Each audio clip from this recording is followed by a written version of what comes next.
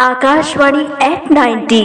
मोर नाम संतोषी पैकरा हावय। मैं हरबेस के मुड़ागांव के रहिया हो। मोर काम खेती किसानी के संगे संग घर परिवार के जतन करे के हावय। रेडियो मोर बर एक बड़का मनोरंजन के साधन हावय। रेडियो के सहारा ले हमन ला नाना प्रकार के जानकारी मिलथे। खेती किसानी के जानकारी के संगे संग महिला मन के सेहत स्वास्थ्य के बारे में महत्वपूर्ण जानकारी हमन बर लाभकारी हावय। रेडियो हर जो अतका मनोरंजन के साधन हावय ओकर प्रसारण सेवा के 90 बछर पूरा होय ले मोर कामना हावय। आज के बखत बेर म किसानवाड़ी चौपाल माटी के गीत हेलो संगी हेलो संगवारी अइसने कार्यक्रम बनेच बढ़िया लागथे। धन्यवाद, नमस्कार, जय जोहार।